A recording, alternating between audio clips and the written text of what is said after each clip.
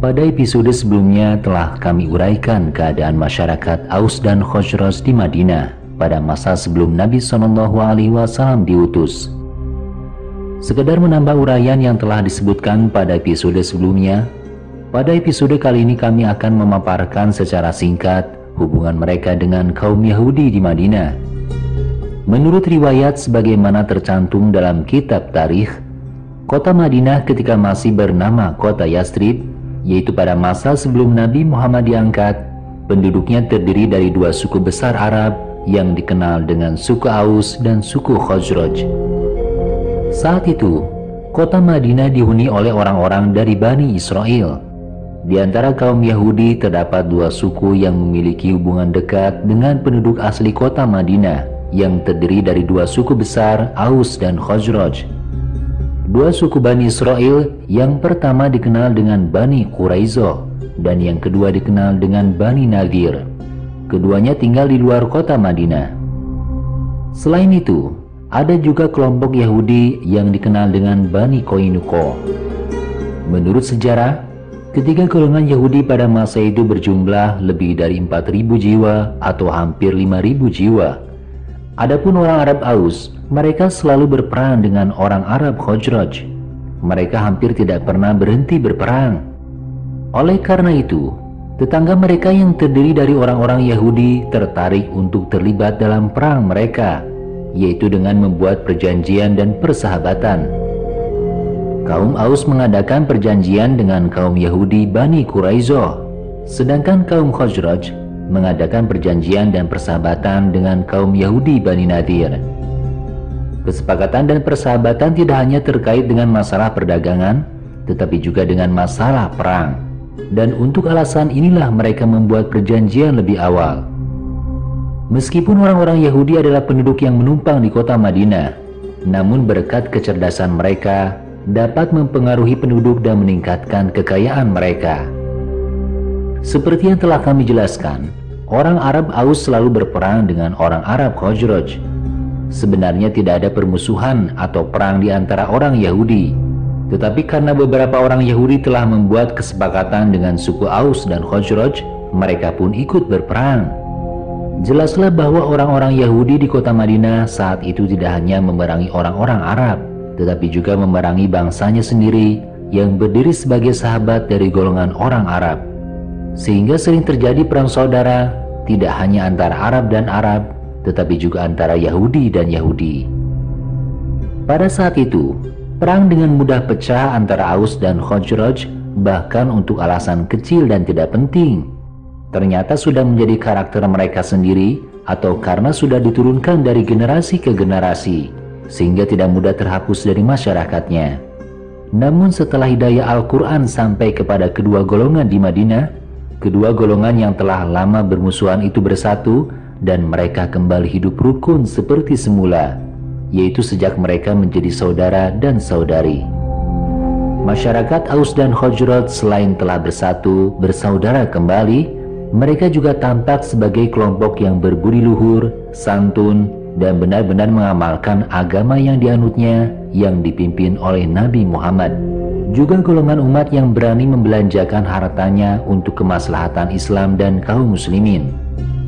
Kaum Yahudi, baik dari Bani Nadir, Bani Quraizoh maupun Bani Qainuqa, ketika Nabi Muhammad SAW memerintahkan suara azan melalui suara sahabat Bilal sebelum waktu sholat di masjidnya, kemudian dirasakan dan diketahui oleh mereka, terutama oleh para pemimpin mereka, bahwa kota Madinah telah berada di bawah pengaruh dan penguasaan Nabi SAW. Jadi mereka tidak senang dengan Nabi SAW dan para pengikutnya, terutama terhadap pengaruhnya yang begitu besar dan luas di kalangan masyarakat Madinah. Karena itu, dengan berbagai cara mereka berusaha menjatuhkan pengaruh Nabi Muhammad. Setiap kali ada kesempatan, mereka berusaha sekuat tenaga untuk menghancurkan pengaruh Islam yang mulai meresap ke dalam darah daging pengikutnya. Para ketua Yahudi dan para pemimpin mereka, meskipun mereka telah menerima dan menyetujui perjanjian damai yang telah dibuat dengan Nabi SAW dan kaum muslimin, Tetapi karena mereka sudah merasa khawatir dan cemas terhadap kepemimpinan Nabi SAW di tengah-tengah masyarakat kota Madinah, setahap demi setahap mereka selalu berusaha dan melakukan segala upaya untuk melemahkan kepemimpinan Nabi, yaitu dengan mengolok-olok beliau dan lainnya, sebagaimana telah kami sampaikan sebelumnya. Saat itu, mereka menerima dan menyetujui perjanjian persahabatan dan perdamaian dengan Nabi SAW dan kaum muslimin dengan satu niat tersembunyi, yaitu mereka berharap dapat menarik kaum muslimin untuk bekerja bersama mereka untuk menantang dan berperang melawan kerajaan Nasrani yang telah memerintah di Baitul Maqdis dan yang telah mengusir mereka dari kota suci. Namun karena harapan mereka tidak terpenuhi dan sia-sia, tanpa malu-malu mereka mengkhianati perjanjian persahabatan yang pernah dijanjikan. Apalagi setelah mereka melihat bahwa kedudukan Nabi Muhammad SAW dan para pengikutnya semakin hari semakin kuat, bahkan lebih kuat dari posisi kerajaan Nasrani. Oleh karena itu, mereka semakin tidak senang dengan Nabi SAW dan para pengikutnya, karena perasaan iri dan dengki yang ada dalam diri mereka terhadap Nabi SAW dan umat Islam semakin memuncak. Mereka merubah sikapnya menjadi memusuhi dan menentang Nabi dan para pengikutnya secara terang-terangan. Sisa-sisa kaum Aus dan Khazraj yang masih musyrik dan munafik dari kaum muslimin, satu demi satu mereka tarik untuk bergabung dalam permusuhan dan berperang melawan Nabi SAW dan para pengikutnya. Di antara mereka yang melakukan ini adalah Huyai bin Akhtab dan Abu Yasir bin Akhtab. Keduanya begitu iri terhadap orang-orang Arab yang telah mengikuti Islam, sehingga mereka berjuang dengan sungguh-sungguh untuk mengembalikan orang-orang yang telah mengikuti Islam untuk meninggalkan Islam dan kembali ke agama lama mereka. Dalam hal ini, Allah menurunkan wahyu kepada Nabi SAW.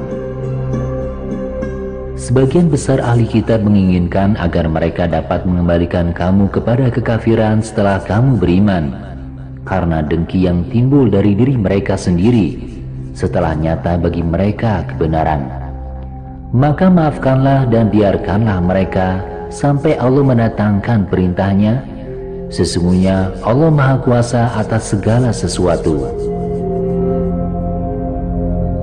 Dalam ayat ini, Allah telah menyatakan dengan tegas bagaimana kecemburuan orang-orang Yahudi terhadap para pengikut Nabi Muhammad SAW, karena mereka telah mengetahui betapa besarnya nikmat yang Allah berikan kepada kaum muslimin. Nikmat yang akan membawa mereka menjadi satu umat yang bahagia dan beruntung, memperoleh kemuliaan di dunia dan di akhirat, karena mereka mengikuti kebenaran yang telah jelas bagi mereka.